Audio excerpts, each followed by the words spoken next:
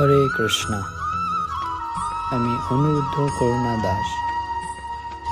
আমি আজ আপনাদেরকে ইস্কন তিরুপতি মন্দির দর্শন করাবো। তো চলুন তিরুপতি ইস্কন মন্দিরে যাওয়া যাক। ট্রেন থেকে নেমে অটো করে মাত্র 4 কিলোমিটার দূরে ইস্কন তিরুপতি। অটো করে যাওয়ার সময় একটা আলাদাই অনুভূতি হচ্ছিল, যেন স্বর্গলোকে পৌঁছে গেছে। রাস্তা, ঘাট, আকাশ, পাহাড় অনেক সুন্দর। এগুলি আগে কখনো দেখিনি আমি। এত সুন্দর পরিবেশ, মনোরম পরিবেশ। তো দর্শন করুন ইস্কন তিরুপতি মন্দির।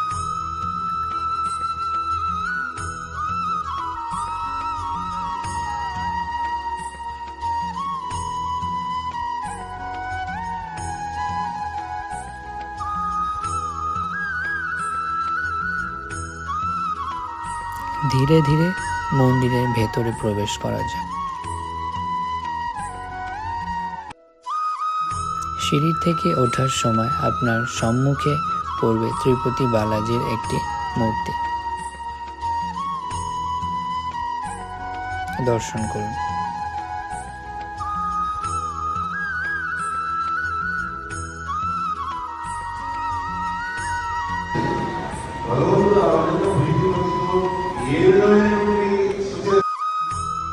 বিগ্রহগণ অনেক সুন্দর, ঠিক যেন শ্রীধাম মায়াপুরের মতো। রাধা মাধব ও অষ্টসখী বেষ্টিত। দর্শন করুন। আপনারা সবাই এই ইস্কন তিরুপতি মন্দিরে আসবেন এবং অষ্টসখী সহ ভগবান শ্রীকৃষ্ণ এবং শ্রীমতী রাধারানীর দর্শন করবেন। এবং এরপর আমি দেখাবো ইস্কন তিরুপতি মন্দিরে রাজভোগ, মহাপ্রসাদ। মহাপ্রসাদ কি জয়। হরে কৃষ্ণ।